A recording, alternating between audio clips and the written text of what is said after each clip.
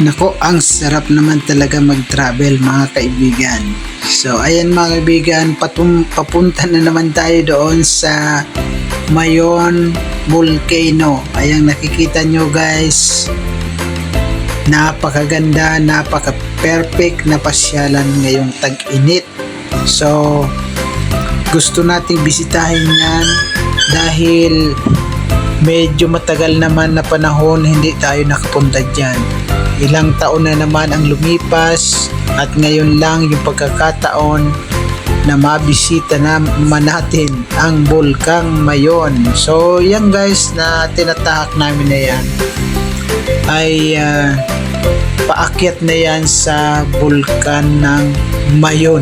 Ayan, Bulkan Mayon. Pero alam nyo na dyan pala guys ay dumiretso muna kami sa Tabaco City. Ayan, hindi muna kami tumuloy dyan sa Bulkan Mayon dahil meron tayong importanteng pinuntahan doon. Pero pagkatapos na makapunta tayo doon sa Tabaco City, binalikan natin yung Bulkan Mayon. So ayan guys, narito na nga tayo sa Tabaco City. Ayan, yung ating bayang tinubuan. So, na-miss ko ito. So, napakalaki guys yung pagkakaiba ngayon ng Tabaco City. Napakaganda niya na. Para na siyang singganan na rin siya ng Metro Manila. Dahil kompleto na siya guys. Ayan, tinuturo ni Christ Follower TV yung pangalan ng Tabaco City. So, dito muna tayo tumuloy at kung makikita nyo yan guys na nakapokus na yun sa camera, yan yung antique guys na simbahan ng Tabaco City na ginawa pa yan sa panahon ng mga Kastila. Yan. So ang mga ginamit na materialis dyan guys ay hindi simento kundi adobe. So napakatagal na talaga niyan guys. So ayan nga guys, tumuloy na tayo dito sa Bulkan Mayon at ngayon ay nasa Mayon Rest House na tayo. Ayan guys, kung makikita nyo guys yung Mayon,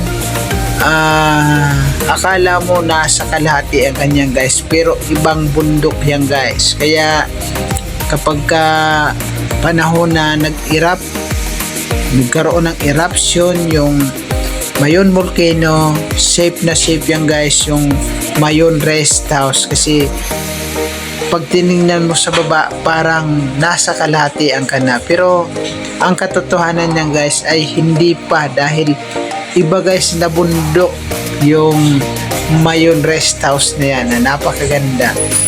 So napakaganda dito guys mag-relax kapag ka nandito ka, para kang nasa heaven, dahil tanaw mo guys yung lahat ng mga nasa baba dyan.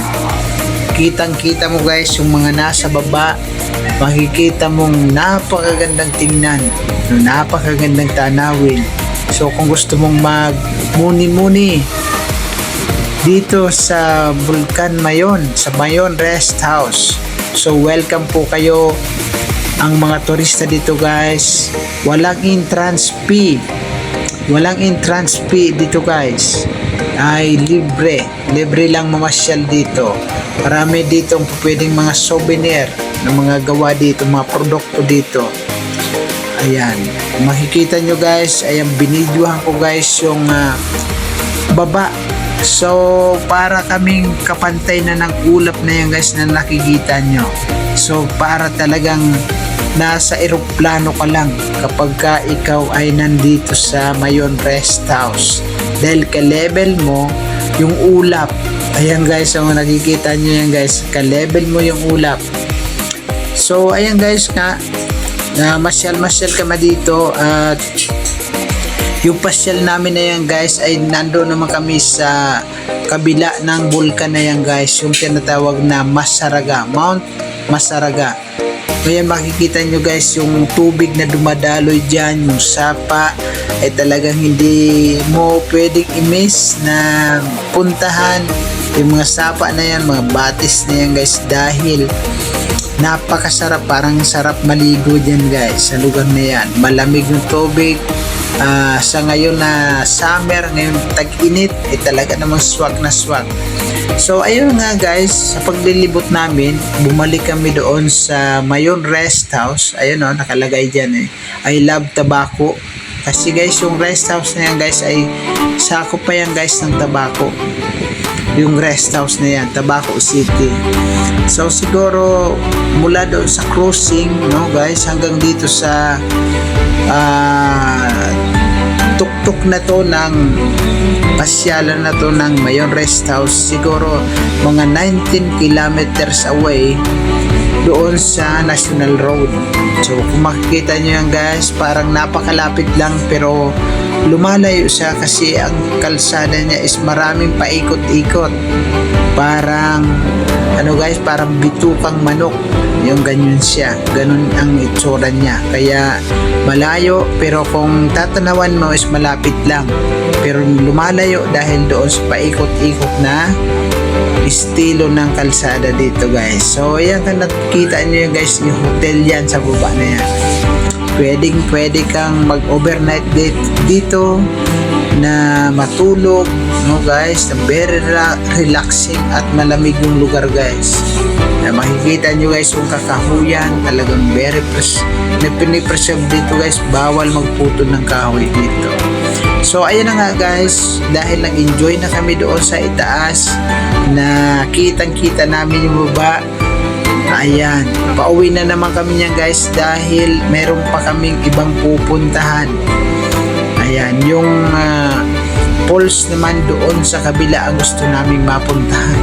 Gusto naming abutin yung falls na yun, kaya sabi namin habang medyo mainit pa yung panahon, pumunta na tayo dahil ang sabi ng mga taga roon, for sure hindi daw kami makakatiis na maligo doon kung hindi mainit talaga yung panahon dahil malamig daw masyado yung tubig, yung parang may yelo. Kaya ayan, nagkukumahog na naman kami dyan guys na bumaba para mapuntahan naman namin yung isa pang destination namin, na isa pang magandang lugar na talagang sabi ng mga marami dito, mag-i-enjoy talaga kayo doon. So ayan na nga guys, nasa proseso kami ng biyahe. Ayan, kung makikita nyo guys ay talagang parang mainit na yung lugar talaga dito. Ang sarap magtampisaw guys sa mga malamig na lugar. Yan. So salamat guys sa palaging panonood ng aking mga vlogs. So sana nag-enjoy kayo guys sa panonood at sana nag-enjoy kayo sa pagsama sa aming pagra-rides at pag-iikot-ikot sa mga lugar dito sa Kabikulan guys. So ayan na nga, nasa proseso tayo ng biyahe. So kung minsan may panahon na medyo may counting delay ng daloy ng trapiko, pero sandali lang, hindi katulad sa Metro Manila na talagang matagal ang traffic.